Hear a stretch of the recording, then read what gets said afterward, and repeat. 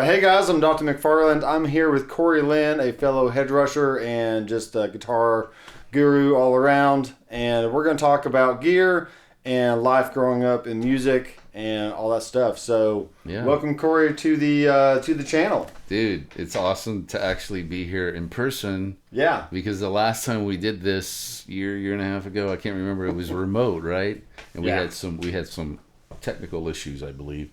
So, in Nashville, and I get to come out and meet you in person. Dude, I think you're a touch taller than me. You know? I don't know, but you have hair, so you get I do have hair. I've been wearing my cap all day. Some extra height advantage there. So, especially when I wear the bandana, you know. Yes, I like the look. The bandana with the sunglasses. That's my whole signature thing, man. Pointy boots and... Yep. Exactly. Belt buckle, whatever else you got. No belt buckles. No? Not yet. We'll see. I might get a Walmart one. Big old Walmart. Yeah, I mean, they can stamp your name on it right there in Walmart, Yeah. So, yeah, man, thank you. That's awesome. So, what has brought you to Nashville?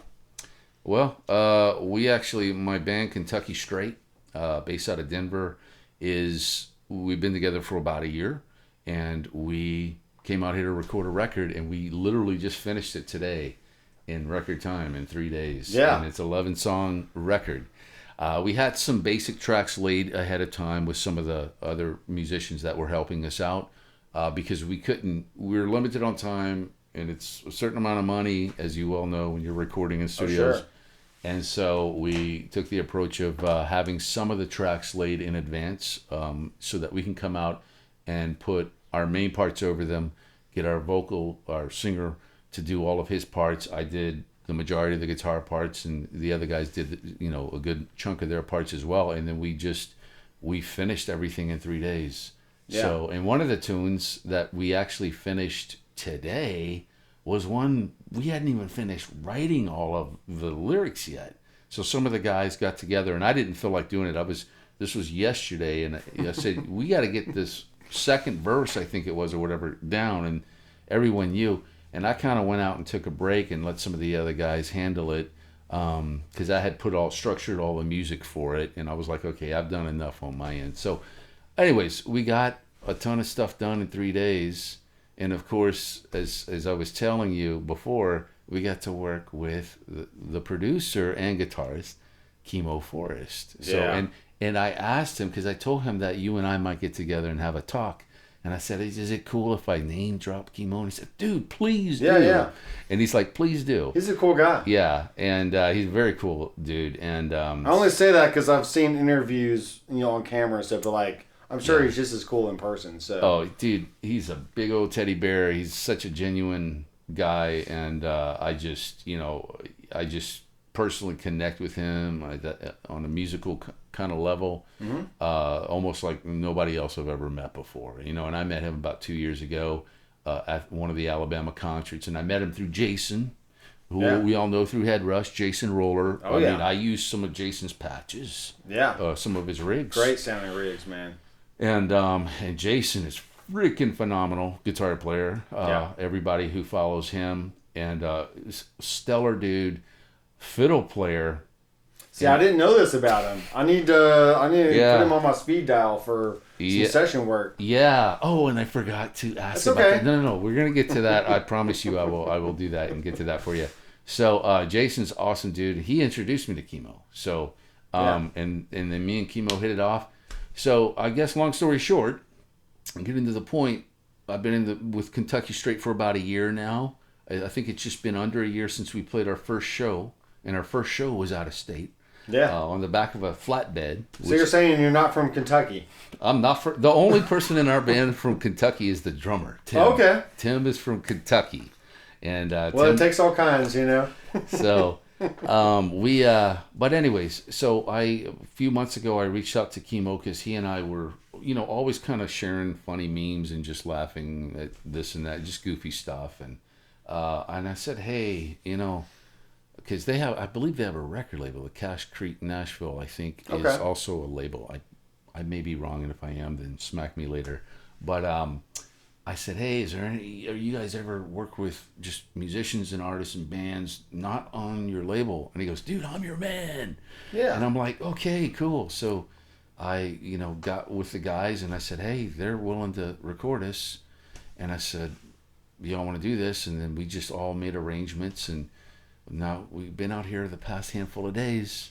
Yeah. And the whole band got to come out. All of us came out. Some of the wives and fiancés came out, and some of the kids came out. And Kimo and his wife Danielle are just incredible hosts, and wonderful people, very warm people. And we've had a good time. We've had a blast. And it was sad today when all the guys started leaving. Some of them had to fly back today. And then I think the keyboard player is still over at the band house right now, but his Uber picks him up at 3 a.m.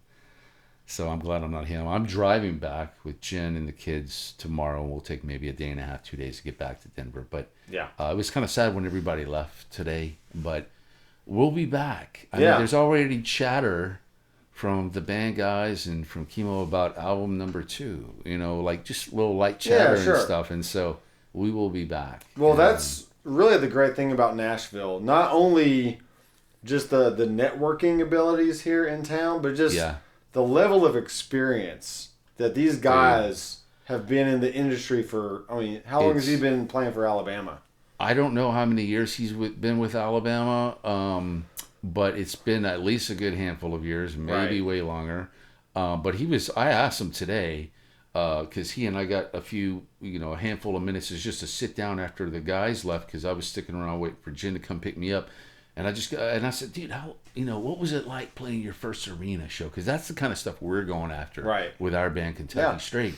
We want to get to the arenas. We've all done. Everybody in this band has a rich musical the clubs history. And the bars. We've done all that, and we've done the large clubs, the medium, and the small clubs.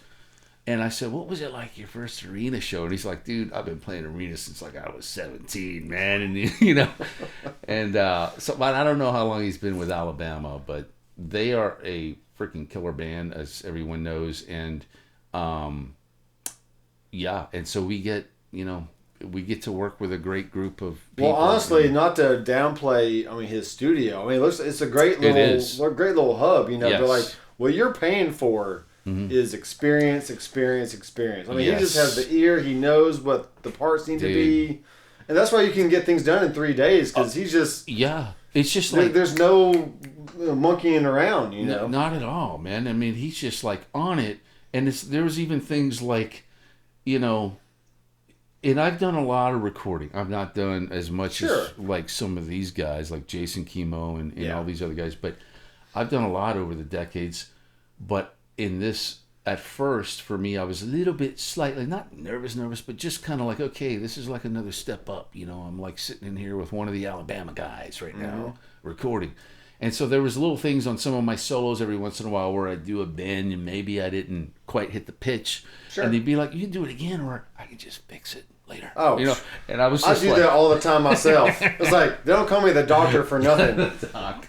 I get surgical with the audio. I'll slice and dice it up and move it around and pitch it up and down, just whatever, Dude, but so he's incredible, and we are so thankful to have him produce this. And I'm thankful to Jason Roller, coming back to also Headrush, which I'd like to tell you about in a second. Yeah. Because Jason, again, is the one who introduced me to Kimo and had... and I believe that night... that we were at Alabama, and Jason, I said, Jason, I'm here, and he goes, yeah, after the show, come on back to this area, and I'm going to get you, you can come hang out with us. And I remember for a second that night, I was tired. I think it had been a long day, and I leaned over to Jen, I said, maybe I'll just text him and say, yeah, we got to get home, I'm feeling tired. And she looked at me like, are you crazy? No, this is the moment right here. This is, and so, so I'm so thankful for those opportunities, and, this great support team we are working with, not only with these guys, some of the folks in the band Alabama, but really with our spouses, our fiancés, our families. In this band, it has been with Kentucky Straight, a very close-knit group. Good. And of just extremely supportive people. And I'm rabbit trailing here a touch, but the keyboard player and I, Terry, were talking today after some of the other guys left, because he stayed back at the band house, and And he's back there, and I said, you notice, I said, other bands, the local bands in the Denver, Colorado area, and I said, you notice something weird about all this stuff when we're putting our posts out there and videos? He goes, bands, all of our colleagues, or, fellow musicians, a lot of them are supporting us and like rooting for us because they see where our vision is, because we're kind of outspoken about it. We're like, hey, we want to do something here, and it's really cool that we have even a lot of other musicians in Colorado who are like rooting for us, like, you guys go, you can do this. Yeah. And that's not something I see every day, because usually amongst bands it's like, hey buddy, yeah, good luck to you. All right. Yeah, but maybe the songs are bad, or they could be playing better, but it's like a good pat on the back kind of thing. But this is like serious. Yeah, and it's like you guys have a shot to really do something cool. Yeah, and we got support of a lot of people, and it feels good, and it almost feels like, not surreal, but just kind of like, for me personally, am I deserving of this? It's kind of like me, and I don't know what the other guys in the band feel. I can't tell you, so I won't speak for them. But it's been a great experience here in Nashville doing this, and we wish we could stay longer. We will be back. The only thing I don't miss about Nashville and the South, where I'm from, in both southern Louisiana and central Texas, because I lived in Austin for 16 years, is the humidity. Yeah. The heat. Today was a little bit better, but yeah, it can be pretty bad. I mean, I was like, okay, yeah, I got really used to the dry Colorado, cooler evenings and stuff like that. And today we're sitting out in the yard saying bye to people, and there's mosquitoes and bugs, and I'm just like, okay, we got to get in the vehicle right now, turn the AC on, crank that up. So I've not been used to that in a while, because I've been in Colorado for just over 8 years, and I got used to that climate. Anyways, but yeah, there you go. That's what brought us here the past few days. The whole band came out, and we had a blast. Yeah, I'm glad you had a good experience, and it's all coming together. And who's going to mix the record? Do you know? So I do believe Kimo's going to do that. Okay. I think. Yeah. I think that's what he's doing. And then I don't know who's mastering it. Maybe it's him, but it will be mastered. It's part of the deal that we got with him. So everything start to finish, it'll be ready for radio. It'll be ready for streaming on all the platforms. Yeah. And 11 tunes, man. 11 songs. And I like the songs. I mean, they're really good songs. And, some of them I've written. One of them I wrote by myself. I think 4-ish or so others I co-wrote with the singer. He and I together put the music, and he's usually more of the lyricist. And then some others that came from some other folks as well. But the songs are really, really good, dude. Yeah. Catchy. And it's more of your country rock, kind of. I think I would call it more of your modern country rock, which is a whole nother story for itself, because I'm a rocker. Yeah. I mean, I've been playing guitar since 87. And I grew up with the Motley Crues, the Bon Jovis, and then some of the harder bands of, still in that era, and like the Judas Priests and, Metallicas and all that. And it really wasn't until I moved to Colorado just over 8 years ago that I was asked to start playing in country bands. And I would look at people and go, and I love country music. Yeah. I had written it years before. Yeah. Several country songs, but I would tell people, I'm not a country guitarist. Like, I don't know how to go bang. Yeah, chicken picking and all this stuff. I'm like, I don't know. I know how to go, power chords and whatever. But it just stuck. And then after the first country band, then another one, then another one, then another one. And then people were just always asking me to play in their country bands. And I was like, okay, that's cool, because country, a lot of it nowadays has that rock edge to it. Not all of it. Right. And some folks... It can. Some folks don't like that rock edge in country, and that's fine and dandy, but I'm glad and thankful, because that's how I kind of typically play. Right. In a lot of my stuff. And, it becomes more natural. It feels more natural to you. Yeah, so thank God. I mean, it's just, because if I had to do all that chicken picking stuff, I'd have to sit down and really study it. And I'm sure I could probably get it eventually, but, I'd have to really study that method and that way of doing things, I would think. But and I'd like to learn it. Man, those suckers... Those are like, what is it, like your Brent Mason guys and all. Yeah, Brent Mason, Brad Paisley. They're just They're just the nuts. stuff they do. Yeah. You can get the metal shredders and all this stuff, and they'll think, like, I'm awesome. And yeah, you're awesome, dude. Yeah. All those guys that do that stuff. But really, what those Brent Mason people and all those guys like him are doing, that stuff's hard to do, man. Oh, yeah. It ain't like, oh, yeah, they're just doing some country. No, yeah, whatever. You try doing it. It ain't easy, That's not the realm I even attempt to be in. It's like, I'm a blues rock player. Yeah. I can do the rhythm stuff. I can do some soloing here and there, but Yeah. like chicken picking, that's a whole nother It's crazy stuff, man. Yeah. But what I was gonna say about Kimo and just the studio aspect, it's amazing nowadays. Like gone are the days of where you have just a producer, just an engineer, just an A&R Right. guy. Like it's really like one guy can wear like 10 different hats. yeah. It's really cool that Kimo was able to have the vision of the sound of the album, so he gets the tones he wants. Yeah. Regardless if it's from a Headrush or from a real amp or whatever. Right. And then, so he's capturing the tones on the front end Right. that he knows is going to fit well when he goes to mix it. Mm-hmm. And by that point, I mean, it basically mixes itself. Yeah. You know what I mean? And then mastering is like, well, that's pretty Yeah. easy stuff. Just make sure all the songs are the same level. Yeah. Stuff like that. It's like, and before you know it, you got a record. Right. Yeah, exactly. And we used the Headrush for this, dude. Yeah. We used his MX5. In fact, I got here. I flew in Sunday. I played a show in Denver with the Bob Seger tribute that I've been a part of on and off for a few years. And actually, Sunday was my last show again with them. Even Yeah, though I remember you had another last show like it sometime was ago. a few years back.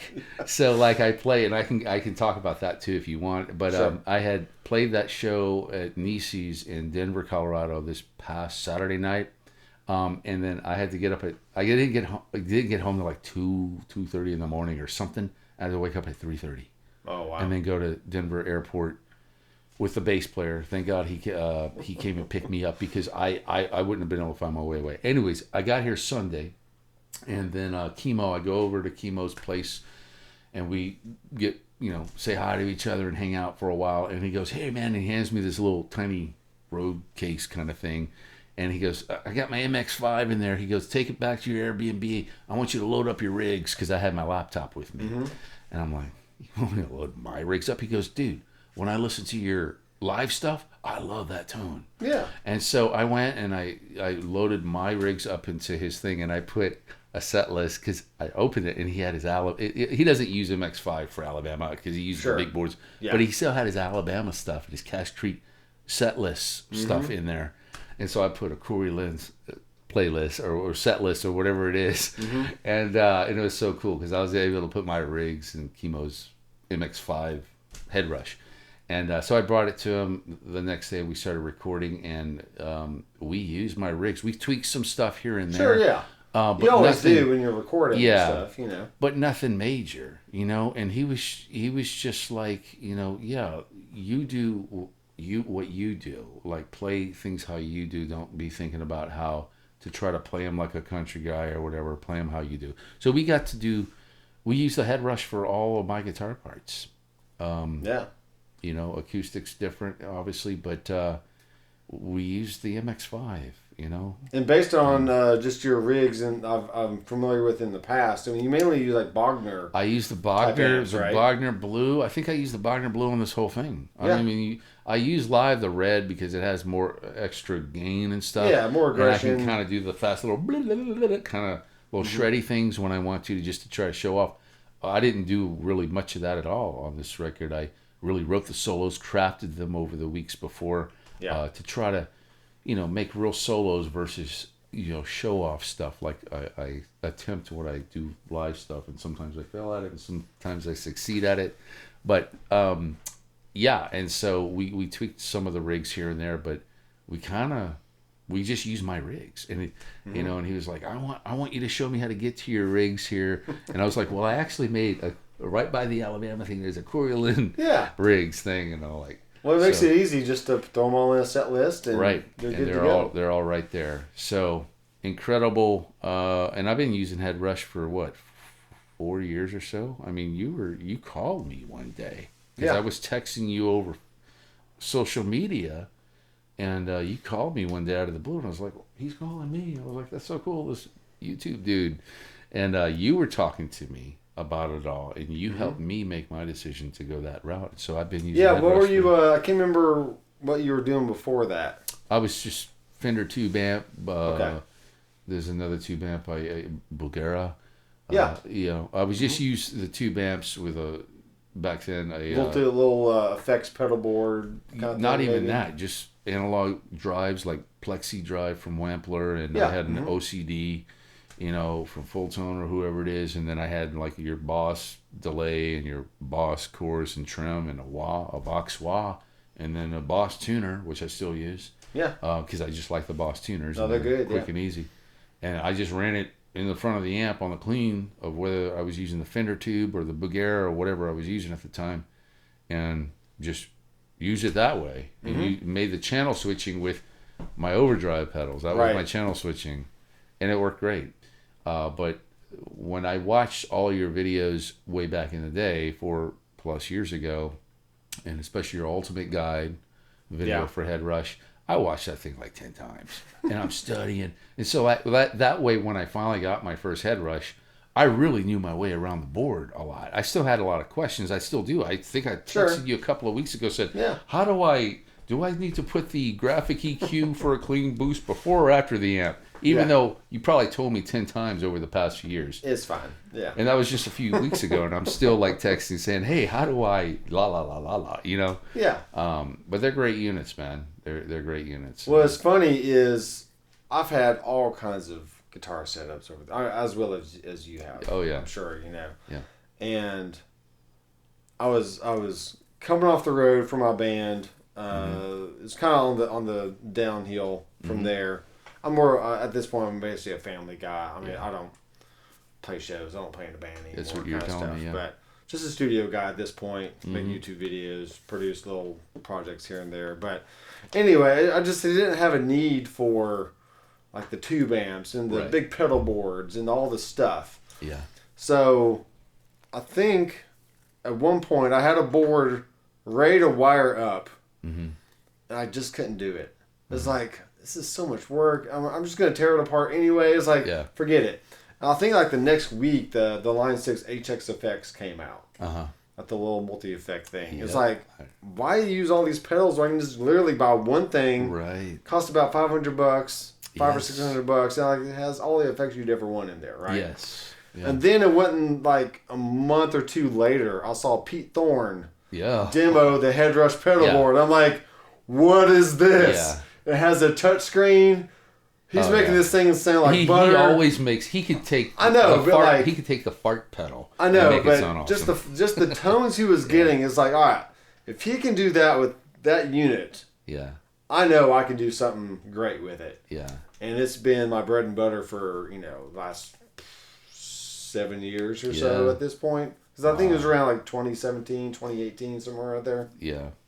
And I mean, obviously, I'm a YouTube, content creator, so I got Kempers and all kinds of stuff, right? But like, whenever I plug into a Headrush, it's home. Yeah. It's there. All the tones are there. Ease of use is there. As cake. You can record with it. Yep. Even a little MX5 that someone would look at that thing and be like, what does that do? Yeah. Dude, it's got the tones, man. Yeah. They're all in there. They're all the same thing, just less buttons. Right, yeah. I tell you what, I did with the Headrush with the full board, because I mainly use it now. A few years ago, I was using the gig board a little bit more just because it was smaller, easier to carry around. But I got to play with an artist out of Northern Colorado named Lyndon James, a country guy, real good, great artist. And we did a show at the Grizzly Rose this past December, and we got to open for the Bellamy Brothers. So I don't know if you remember them or not, but they're older school country, great band, classic country band, and their guitar player just rips. I mean, he's just one of those killer guitar players. Well, they did their sound check. We're doing ours, and I bring up my Headrush board, plug it front of house, use a wedge for my amp, Yeah. and then all of a sudden I'm playing them, doing my thing for the front of house guy because it's my turn for him to level me out or whatever. And all of a sudden there's somebody standing by me, and I look over, and it's their guitar player, and he goes, "He's checking you out, man. What the heck how did you get this sound?" And he goes, "You're using that?" And I said, "Yeah." He goes, "What else?" And I'm like, "That." That's it. And he goes, "What amp is that?" And I was like, "It's supposed to be like a Bogner model type of thing. Mm-hmm. I don't know what they call it in here, but whatever it is." And he's like, "That is amazing." And he was asking me all about it, and I was like, "That's crazy, but it's a good thing." Because he was using, and his sound is awesome. He uses 2 Blues Juniors stereo. Oh yeah, cool. And then whatever other effects. But anyways, when somebody who's really seasoned like that and that great of a guitar player is coming up to you and has been playing way longer than I have, and like, how the heck do you get these sounds? I'm like, I'm just using this Headrush thing. That's pretty good sign that they did well, And or even Kimo and Jason, I mean, they're literally playing arenas with their little Headrush stuff. Yes. Jason's playing Grand Ole Opry with his Headrush. Yes, exactly. So, in fact, that night that I had gone to the Alabama concert and Jason took us back, after we said, "Hey," and hugged and whatnot, one of the first things he goes, "So how did the Headrush sound to you out there?" I said, "It sounded killer, dude." Mm-hmm. I mean, and they were both using it that night. Yeah. So, and that's all to my knowledge, that's all they used or still use or whatever, but out there. So, yeah, I mean, and then we got tons of other, pretty big artists using them still to this day. I haven't got into the Prime or the Core or whatever yet. Yeah. My main legacy board or whatever they're calling it now, my gig board, is still perfectly fine. Yeah. For now, so I'm just sticking with that at the moment. No, that's great. We'll see what happens in the future, So let's go back a little bit, and you said you started playing around like 87 or so I was about there. 11ish, somewhere in that neighborhood. So what would have been your first experience of just like gear and even wanting to play guitar in the first place? Like what was that like for you? So it was a harmony guitar from the Sears catalog that a friend of mine a couple of blocks away in the neighborhood had, and I didn't know he It could have been a carving catalog at that point, It could have been. And I went to his house, and he had this little harmony electric guitar, vintage looking guitar, and I'm like, "What is that?" He's like, "That's my electric guitar." And it had a little bitty amp, probably a harmony amp or whatever that came with it. Plugged it in, and I'm left-handed, so I'm holding it. I learned to play. Oh, wow. I learned to play right. That's good. You have way more options with a right-handed. Tons. Especially just being able to come over to somebody's place and say, "Hey, pick this up and play it." So he plugged it in, and I didn't know what I was doing, but I was just going. And I remember saying, because back then, like, Prince was huge, and Purple Rain album. Yeah. And Let's Go Classic Crazy, stuff. the solo at the ending, which still to this day it makes the hair on my arms even thinking about it stand up when I think of that. So I said, "How do you make it go?" And he goes, "Oh, you need one of these things." And he was talking about a whammy bar, but he didn't know how to say it. He didn't know what it was called. Yeah. He said you need a whammy bar, which you don't have to have a whammy bar to shred or whatever. But yeah. So that was it helps. Yeah, it helps.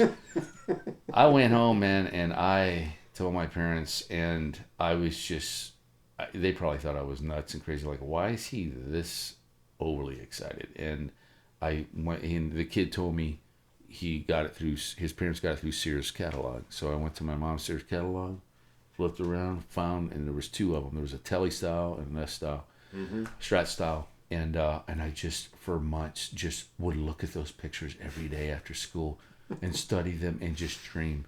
And then later that year, I got a little Fender classical guitar my dad got for me for $100. And then I think less than a year after that, I got my first electric, which was a Charvel Model 2. Yeah. Which is a great guitar, and I was stupid for selling it because back then they were like $300 or $400, but today they would probably be worth a whole lot more. I think it was a solid guitar for back in the 80s for $300-400. And so that's kind of what made me want to play. But I always had aspirations way before then, because I grew up. One of my aunts was big time into Kiss, and so we're talking. I'm like 4 and 5 and 6 years old. There's always that aunt, Yeah, that one aunt. She big time into Kiss, big time into Ted Nugent, big time into the Stones, and then her older sister, who I called my nanny, she was big time into Bob Seger.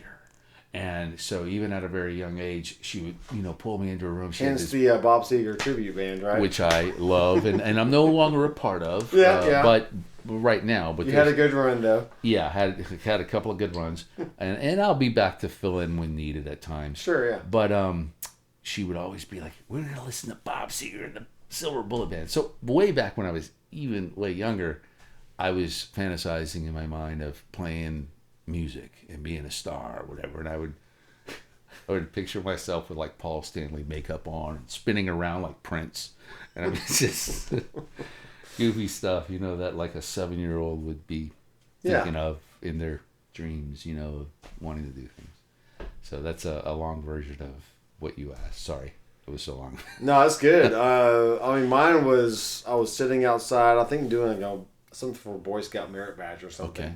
And my neighbor was like doing some blues runs and licks and stuff. Yeah. It's like, that's kind of cool, Uh-huh. And then I think that year, me and my brother both asked for a guitar. Uh-huh. So we got like a little student thing, Mm-hmm. like one guitar for both of us. And I'm the older one, so I kind of naturally just like overtook it and like played more than he did. Yeah. But then my brother eventually became more of like a percussionist, drummer, nice kind of guy, and so we always had a drum kit in the house. Uh-huh. And I was a horrible drummer back then, but I'm better now. But yeah, just played on that guitar for about a year, and then I got a bigger acoustic with a little custom with a K amplifier. Uh-huh. And I actually found it in my parents' closet. Uh-huh. And when they were going out like running errands or something. Uh-huh. It's like so the whole month before Christmas. They already know this, by the way, so I'm not giving away anything, right. 30-year-old secret or anything. But for a whole month I would get out, play on it, and put it back. So like Christmas morning comes along, and I'm like, whoa, it's a guitar. I had no idea. That's awesome, dude. Oh my God, dude. That is awesome. You had to act all surprised. I know. It's like, what are you going to do, right? Oh my God. So I basically played on that for a bit. And then I think I was a freshman that year. Yeah. And like one of the school assembly events, uh-huh. A bunch of students got together and just played like Bush, and yeah, this was like early the mid 90s. Yeah. So we had like all the Pearl Jam and Bush and all mm-hmm. the classic rock and right. alt rock stuff going on. Mm-hmm. And once I saw that sound, I kind of like you that electric guitar kind of deal was like, okay, I was clearly born to rock because something in me is just like coming alive. Yes. Coming alive, absolutely, dude. That's awesome. I'm gonna be laughing about that story though, the Christmas one, like all night, dude. Just, wow, it's a guitar. Watch your kids. I mean, they'll find things. Oh, sorry, that's funny. Yeah. That's awesome, dude. Yeah, very cool. So let's talk about. So you're using a Bogner model on the Headrush. Primarily, yeah. But you owned some Bogners in the past. I have. So what's going on with that? So I owned a Shiva, the head, and then the 212 Bogner cab. And it's kind of a bigger cab than those things are sexy, dude. Dude, they're so beautiful, and they are just. I hope one day that amp comes back to me. Just like I hope my first Jim Ibanez with the monkey grip that was one of like 50 of that color made comes back to me. I've had dreams that the Bogner comes back to me. I love that amp so much. I bought it brand new, paid cash for it because I had saved up for a while, and 2-3 years later sold it for half of what it was in perfect condition. Yeah. Sold it. I was broke at the time, and I'm sure tons of musicians have these stories where you sell gear because you're broke. And this is back in I don't know, 2007 or something. So this was a ways back now, but it basically just sold it. But it was just the best sounding amp I've ever personally owned. Yeah. And I've owned, a couple of Marshalls, a JCM 800, JCM 2000, some Fender amps, some PV amps, a couple of different old school PV amps, the Bandit 65. Oh, yeah. I used for years growing up. Those are like basically the poor man's Marshall. Well, that's what I hear. Probably so. Like Bandits and stuff. Yeah, Bandits and they're good. A lot of country guys still love using Bandits. Yeah, those pedal steel guys use them a lot. Yeah, my grandpa got me in. My grandfather, who played silk guitar, got me into PV amps initially because that's what he used for his pedal steel. Mm-hmm. I used a car amp, CARR. I had you've heard of those? Mm-hmm. Oh yeah. A friend of mine used. They're definitely boutique. They're boutique kind of amps, and it had mid-range kind of tone to it, and I liked that a lot at the time. I did own for a brief time a Boogie. I think it was a Mark V or something. I can't remember. It was brief, and some other stuff, But like I was telling you earlier, when I came in here and I looked down there, I was like, I even have a Spark Mini. Yeah, and I love those things. They're so good. Yeah, I brought it with me because I had to practice at the Airbnb and kind of like rehearse my solos and whatnot. I think they have a Spark Go. Like you can just plug them into your guitar and like put headphones on or something. Yeah. It's like some of my guitar students back home have the Spark Go. Yeah, and you can put it in your pocket. It's so small, and it's just like and they sound great. But I got the Mini. I bring it with me when we're traveling to play shows, especially out of state stuff where I know I'm going to be in a hotel room. I like to warm up, or maybe bring it to the green room if we're in a venue where there's a backstage green room or something, and I'll warm up. And it's convenient. So convenient, yeah. Yeah, so tons of amps, but really I only have like two tube amps left back at home. Mm-hmm. But I really don't use them anymore. I mean, I'll plug in every once in a while. Sure, yeah. I mean, they're fun. I'd like to get a Vox AC30. I've never owned that. Actually, we borrowed one when I was a kid, when I was like 12, and I was in my first band. It weighed more than you did, right? Yeah, but check it out. You're gonna like smack me for this. Seriously, those things are heavy. Oh, they're very, very heavy. Vox AC30. So we had a buddy who let us borrow one, but I plugged in, and back then we're into the 80s rock, man. We want that that CC DeVille sound and that Tom Kiefer sound and whoever of that era. And we're like, this Vox thing doesn't give us that. So I plugged back into my 65 Bandit with some pedals in front of it, and our singer had like a cheap Radio Shack microphone with the little 1/4 inch or whatever, and we plugged that into the Vox and used that for vocals. Hey. Well, I mean, it's just like, we use the Vox AC30 for vocals, and to that's kind of funny because it's just like nowadays I'd be like, no, I want to use that. I'm pretty sure Ozzy Osbourne used a bassman as his vocal deal. Yeah. Wow. When he first was in Black Sabbath. With Black Sabbath. He was like, you got the gig because you got an amplifier you got a plug PA. into. Yeah, it's his PA. It's like, okay. That's funny, man. Oh, dude. But well, there's a video on my channel I made like a few years ago. Mm-hmm. And I went through every single amp like I've ever owned. Yeah. And it was like 30 something. It was like 34, 35 amps. It was nuts. That's the people at Guitar Center knew me like on a first name basis. Like, oh hey Nathan, what you gonna buy today? It's like, I don't know. Let me go see what you got. That's funny, dude. I haven't owned that many. Maybe 8 to 10 ish. Somewhere in that neighborhood. Well, that's why the going digital years ago just made so much sense. Because one, I mean, it's convenient. Yeah. And then two, once you record that tone and put it in a band mix, I mean, you can't tell me it's not a real amp. I mean, they just sound so good. Yeah. Oh, you can dial in the sounds just how you want. Yeah. You don't have to break your back picking up all these amps and stuff. Right. Or having a place to store them. Yes. Oh, I'm not Rick Beato where I can just have like a whole wall of amps. Oh, yeah. I mean, it's a cool studio. I mean, I would do it if I could, but right. And when I see his stuff on YouTube, I like to watch his videos as well because he interviews some really cool people. But that stuff is insane. All that gear he has there at his place. It is a good reference point, though. Yeah. Absolutely. Because there's a lot of kids now that don't even know No. what a tube amp sounds like. Right.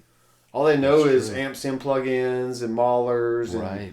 because there's nothing wrong with that. Yeah. It is. It very much is so. Speaking of other YouTube folks, Red Shaw, right? Yeah. I don't know him personally.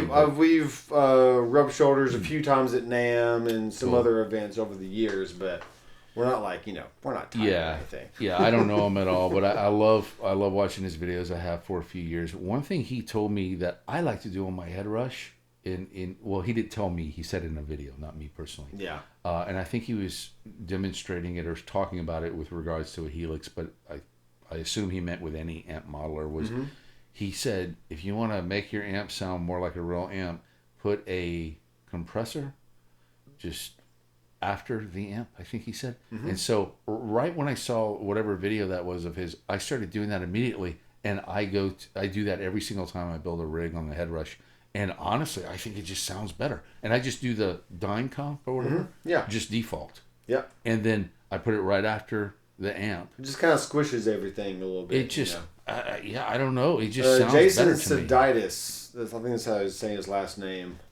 He does the same thing on the Helix. Okay. He just does a LA comp at the end of his chain. Okay. Yeah. And just kind of squeezes everything a little bit, and that's what I do every single time. The only rig I have that I don't do that on is one of my Jason roller rigs, the T-Lux or whatever he does. I just leave it as it is, except I tweak it, the EQ on the amp a little bit less twangy, just to my liking, or less tinny sounding or whatever. But so that's a tip that I got through one of Rhett Scholl's videos that I put to use to this day. So since we're talking about other folks that are since you've had decades of experience at this point, let's talk about your teaching aspect of what you do. Yeah. So what's the range of students that you cater to? And 6 usually is the youngest, in terms of age for right now, and then I've got students who are well past retirement, and I work with a lot of students. I'd say the majority of my students are in person out there in Colorado area, but I've been doing the remote thing since long before people had to kind of a few years back start doing remote stuff because of all that happened. I've been doing it since 2009. So over the years, I've had students all the way out to Sydney, Australia, Singapore, Great Britain, Canada, several in Canada, and then of course all over the U.S. But age range, it's all over the place. And in terms of, I just teach what I know how to do. Sure, And I cater to folks, like if a kid comes in and they're like, I like Green Day, and stuff like that. And it's funny because they will say, I like classic rock like Green Day and Nirvana, and I'm like going, dude, that was like yesterday. What classic rock? Are you kidding me? But to them, it's classic rock. But I will cater to students if they have a favorite artist or bands they like, and we'll learn those things.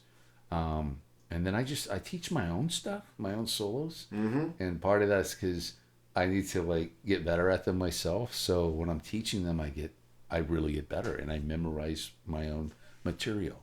So one of the Seeger tribute shows, a couple of weeks back, and not this last one from Saturday, but a few weeks back, there was a couple of songs I think they threw in there that I hadn't played in a while. So that week I taught 3 or 4 students some of those songs, and they loved them. But it was also for me to refresh up on those particular tunes I had. Do you ever tab it out or anything? I tab everything out. If I usually keep files on my phone, and I just email or text to students, and then they can print them or do whatever they want. But if it's something I've never tabbed out, I'll sit there in the lesson and do it as we're going through the lesson. So I use tabs, and we don't do traditional notation. I learned that way back in the 80s when I started. More like a number system kind of thing? Well, it wasn't a number. It was your quarter notes, your half notes. FACE, every good word sure, is, notation. Standard notation. I learned that way. But I don't teach that unless somebody requests it, and then I don't go too in depth with it because it's been years since I've really studied that. And was fluent with reading music in that manner. But yeah, man, I have a good handful of students. I've been teaching since '96. So and it's actually scaled down.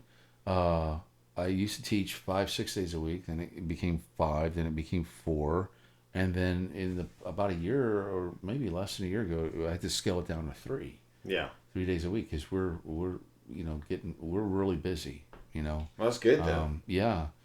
With Kentucky Straight, and Kentucky Straight's about to get even more busy. We travel a lot, we go out of state a lot and play shows not just in Colorado but out. But also, I do fill in work with other artists, and whatnot. And so sometimes I've got to stay. It keeps me on my toes. I got to remember their music as well and study and practice there. And Jen knows if I got to go do a Lyndon James show, even though I've done plenty of shows with him, I will be the day of the show or the day before. I will be in the music room at home for like 5 or 6 hours, just rehashing everything. Because I have nightmares and have for years of getting on stage and forgetting and not knowing what to play. Right. So even with songs I've done a billion times, I'm always practicing them and rehearsing them, or at least the highlighted parts of those songs. Like if it's a solo or a certain riff that's kind of tough to play, I'm always doing those things, constantly. Even with Kentucky Straight, as much as we play, I'm still constantly practicing the material.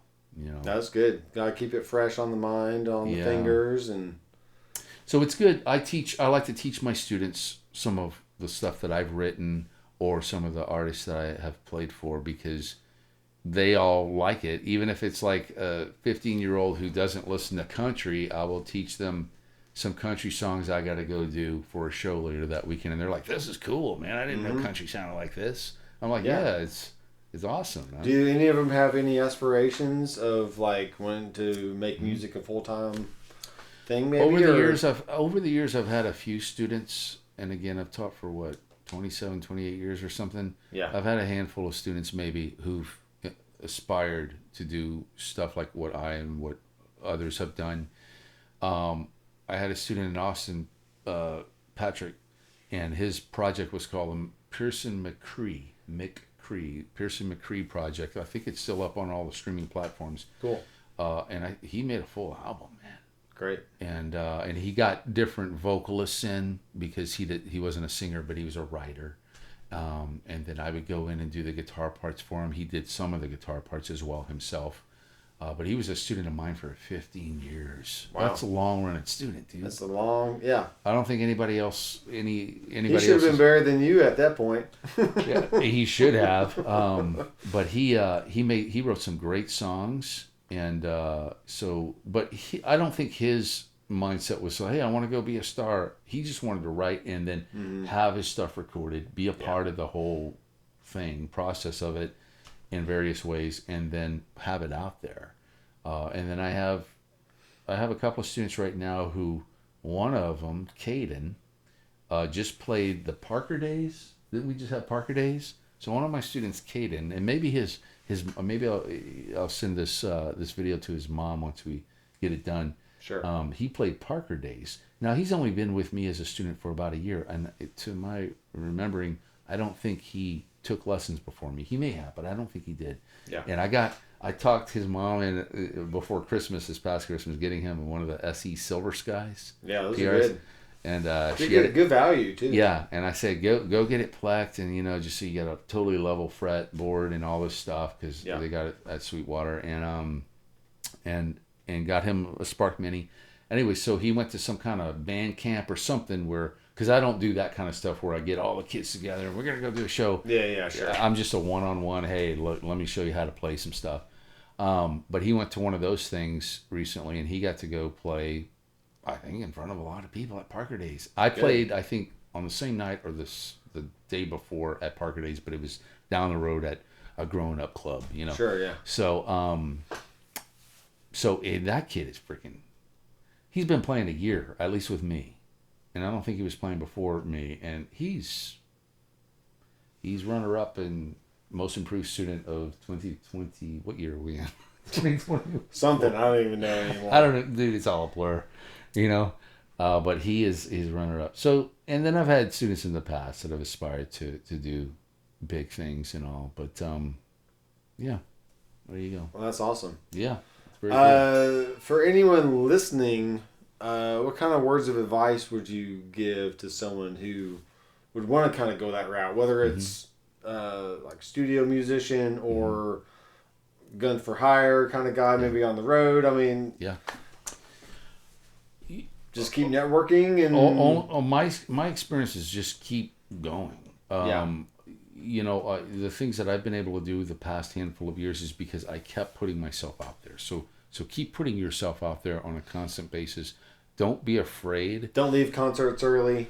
Don't leave concerts early when you have a chance to, you know, hang out with some of the folks in Alabama, and you know, and then later on, a short while after that, there, you know, some of them are producing your album. Yeah. Don't do that. Put yourself out there, and don't be afraid to step out of your comfort zone. So there are times where if you're kind of a hired gun musician, which I have been plenty of times, I'm not that with Kentucky Straight. We are a band, but I played for like DJ Bridwell and, you know, several other people, and where you have to learn a ton of songs real quick. Sometimes you got to learn them in like a week or 2 or 3. There was a time where I had to learn a whole set in 3 days. Wow. And I'm like, and a lot of times, at least for me, I feel like overwhelmed and like, oh, this is a huge task. Don't be afraid to take those. I mean, if it's something crazy, then whatever, make your decision. But don't be afraid to step out of your comfort zone is one thing. And then just keep plugging away and putting yourself out there and practice. Be proficient. I mean, I still need to practice like all the time. Oh yeah. And just keep trying to get better and better, because there's plenty of musicians out there, but there's also a lot of folks who don't do their homework and who don't practice at home. They just practice at band rehearsal. Right. And I'm kind of a big believer in band rehearsal is not where you practice. Where you practice, exactly. And it's hard whenever, not in my current situation, but in some bands past, where some folks in the band think that that's where they learn the songs. And I'm like, dude, you are really pushing us back here. Right.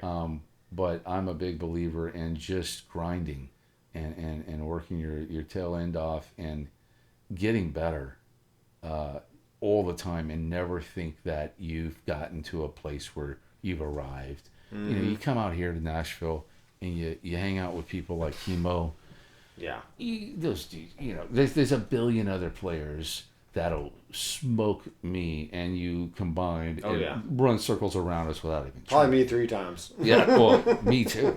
You know, and but that's good though, because for me it's always you want to get to that level, and you want to keep getting better. You never want to plateau. I mean, just keep growing, keep and then your skills. Absolutely, and then try to definitely not burn any bridges. I don't think I've ever done that in my time. You know, I've had some rough spots with some people here and there, but nothing overwhelming. And you know, always try to stay as respectful as you can.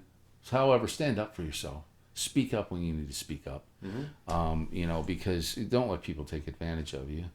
You know, if something's bothering you, say it. Say, I don't like this particular thing, you know, or whatever it is.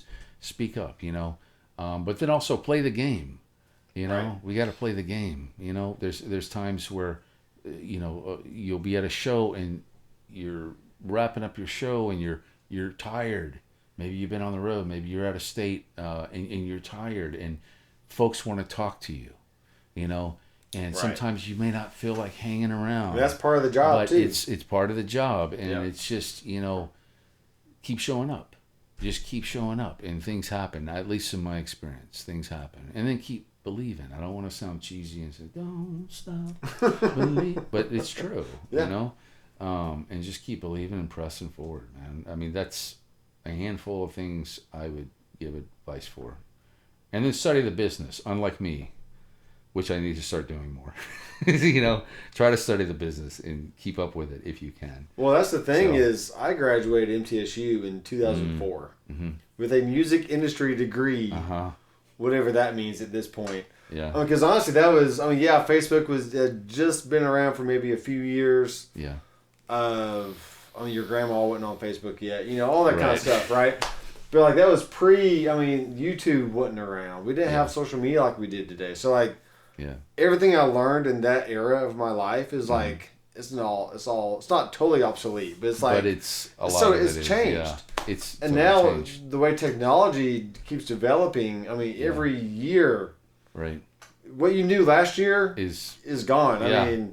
It's all new stuff right now. Keep growing your knowledge and asking questions, learning. Exactly. And it's nuts. Try to find mentors, if you can. The fact that you can make a record in 3 days and it'll be all over the internet in probably another month. Yeah. That could not happen 20 years ago. Yeah, totally. The internship I had at a studio, Apple just came out with GarageBand.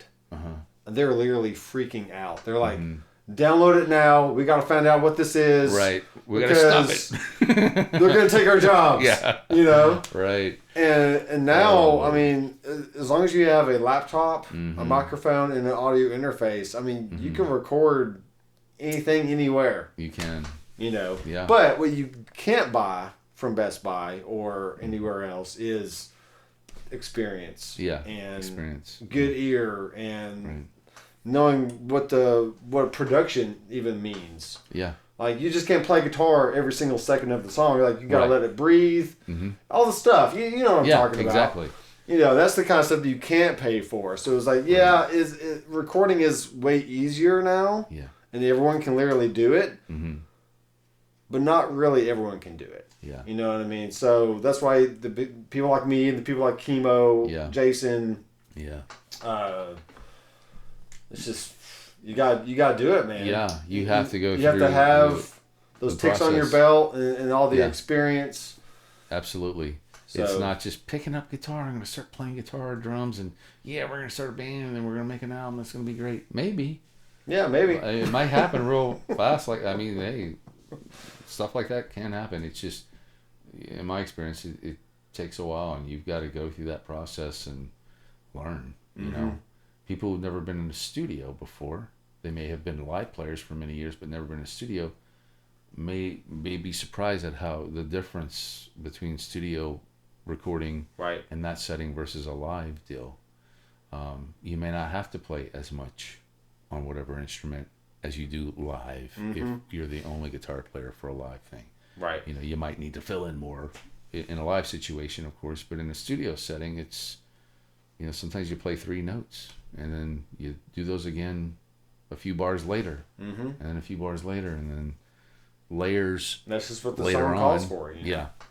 Layers later on of whatever you've been putting together, then all of a sudden the song comes alive and you're like, okay. So what is your next, let's talk about till the end of the year. What does that look like for you in Kentucky Straight? So we got some big shows coming up. We got some more, we just did a county fair. I don't know, do they call it county fair? Yeah, the county fair type thing. We do here in the South. Yeah. So, and we got some more of those coming up. We'll be playing the Grizzly Rose a few times this year, which, if you don't know what that is, it's a pretty iconic venue in Denver area. Cool. And you got lots of. I've never been to Colorado, so I need to come out sometime. Y'all are always welcome to come out, dude. We were just here with a buddy of mine, a childhood friend of mine here in Nashville today, and we're like, dude, you and your wife need to come out. We got space at the house and coming out, dude. It's a beautiful state. So. Well, my wife loves skiing. So we're an hour and a half from ski resorts. We need to do a big ski trip out there. And absolutely. Hopefully not break a leg or anything. Yeah. Don't break a leg, please. Not in that way. But anyways, so we got some county fair stuff coming up. We got some Jackson Hole, a few different Jackson Hole, Wyoming shows coming up. $1 Million Cowboy again. We've done that, I think, twice so far this year. We'll be doing it again. And we got some corporate deal up in Jackson Hole next month. We got some local stuff too, which is always nice because you get to go home and sleep in your own bed at the end of the night and shower and whatnot. We're looking at the release, I don't know when, honestly. Sure, I mean, yeah. We just finished recording There's no this rush, today. really. There's still stuff Kimo has to do. Oh, Jason, speaking of Jason, I got to give thumbs up to Jason Roller, not just for Headrush patches and all that he creates, because those are great, but we don't have a fiddle player in our band. He's playing fiddle on our record. And so they're going to do that after he and Kimo will get together and take care of that. So that's going to be really cool. That's going to be awesome. So I don't know when the release for this will be, but it'll be this year. We'll find out, and I'll let you know as soon as I know.